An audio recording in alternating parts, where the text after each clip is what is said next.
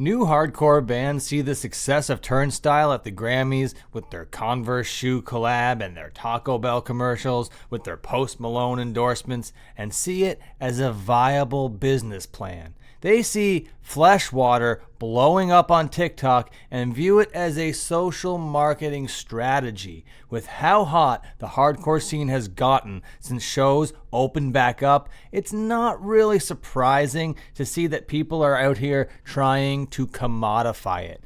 As of 2024, we are now seeing a bona fide pop star enter the space to try to scrape off some of that cool factor for themselves. Maybe this pop star doesn't have a favorable public reputation and he sees hardcore as a quick and easy way to cash in on his cachet to potentially repair his bruised and battered social persona. Or maybe he's just a guy who wanted to start a side project and he used his endless resources to get the best music producers in the game to help make a demo. No, yeah. I'm happy for that, but I've seen some of these documentaries. I ain't believe none of that. Hey, the game government ain't no getting one in the best sample, no give my 3D. Hey, how's it going? My name is Dan Frampton, and today we gotta talk about the Valley Girl situation. A lot of drama going down in the hardcore scene right now, so you gotta like, comment, and subscribe, especially if you're to the video early. It's gonna help boost this out a little bit. Okay, let's move on. So let me introduce the main characters of this story.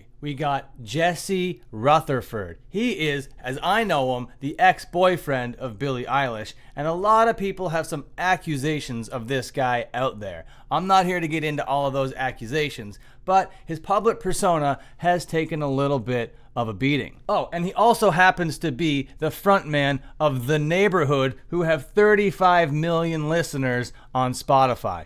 Bona fide pop star out here. And also alongside this main character, we gotta talk about Colin and Taylor Young, the Young brothers, who have just about as much hardcore cred as you could possibly have in California. Colin Young is the drummer of God's Hate. He's also the vocalist of Twitching Tongues, and he has 3 songs on AEW television right now as theme songs. And his brother, Taylor Young, hell of a producer, hell of a drummer, associated with bands like Nails, so you know this duo is legit. So it seems, now this is all seemingly right now, it seems that Jesse Rutherford took his The Neighbourhood money and went and sought out the best in the biz, the best in the game, to help craft him a hardcore demo. And as of recording this video 11 days ago, they dropped that demo to the internet and a lot of people were loving it. Now I gotta mention, at the time, nobody knew Jesse Rutherford was the frontman of this band. It just drops, gets 23,000 listens,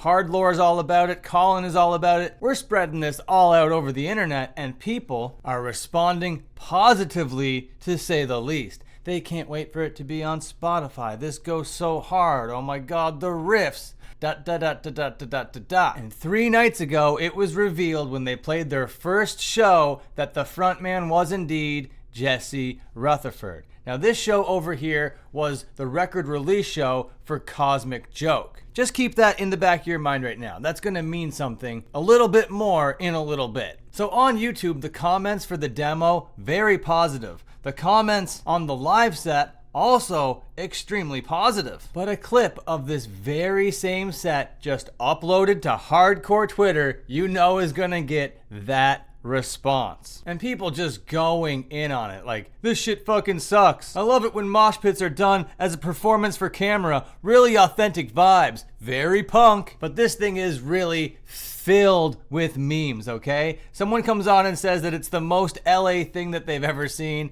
and it pretty much is. Peyton says, Taco Bell commercial by July, which is a good joke. Absolutely, 100%. How did XQC land this gig? All very good jokes, but everything else here that I haven't liked is definitely hateful, just throwing the most shade at it imaginable. But it is starting to stink out here, you know what I mean? We got this millionaire who's in a pop band. Why is he all of a sudden just out here playing hardcore tunes? Out of all the tweets, it's Luke that sums it up the best, and he didn't even get that many likes on this thing. My man lined a bunch of pockets to write an album for him just to do a bad Perry Farrell impression on it. skull emoji. And this is just the straight facts. This is just what it is. We had a guy with a lot of money go to the people that could help write him a demo exactly the way that he wants, and then it just happened. Now, whether you think that is whack or not is up to you. But it brought up a whole bunch of questions like, is this a cash grab? And I'm here to say that that cash grab argument just doesn't make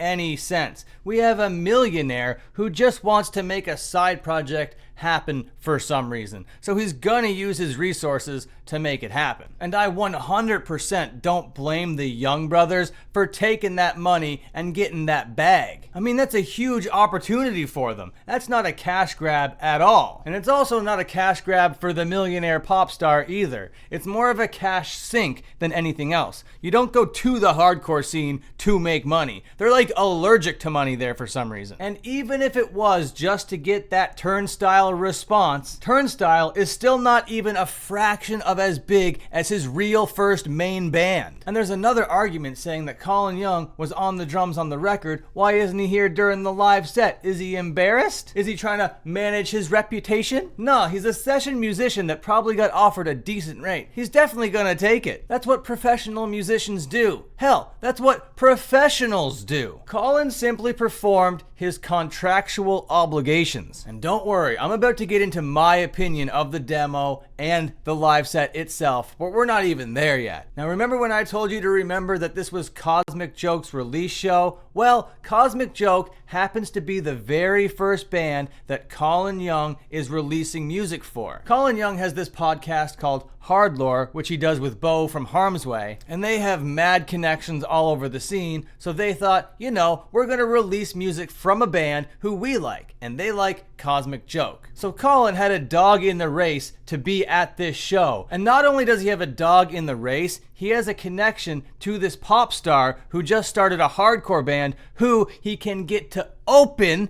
for his premiere signing. To me, that sounds like a power play. To me, that sounds like big brain, next level, you've never seen a scene god like this before type stuff. I think Colin and his brother were very smart to take this project, and hardcore Twitter is basically the perfect caricature of that hardcore kid stereotype. Colin is just out there proving he's on another level, and the cornier that this band is perceived, the more Teflon Colin is perceived as. That is big brain stuff over there. But if you're asking my opinion on the demo, it just sounds like generic California hypecore. It sounds like some guy went to a producer and said, I really like the band Turnstile. I kind of want to do something that sounds like Turnstile. Can you help me make something like Turnstile? And they just did that. And the live set is kind of funny. There's a couple moshers out there, sure, but it just has this weird, cringy kind of vibe to it. So on one hand, yeah, I do think it's kind of whack and kind of corny, but on the other hand, I think it's kind of cool that people of that stature get it in their brains that they want to make hardcore music, and then they find the right people to make it happen. And I think in Jesse's mind, he might have been thinking that he's doing like a Parker Cannon type move, being like, you know what, I want to start like a scene type band to be perceived as cool by the scene people. But the only difference there is Parker Cannon is actually a hardcore kid at heart. So yeah, all the discourse surrounding this band right now is kind of silly, but I will say it's entertaining. There's a lot of stuff here to make jokes about. There's a lot of stuff here to make fun about. Memes and one-liners and tweets. I think it's all free reign. This is just great fodder for the internet to be the internet. And thank you so much. I've been Dan Frampton. If you enjoyed this video, please remember to like, comment, and subscribe, and you might actually like this video.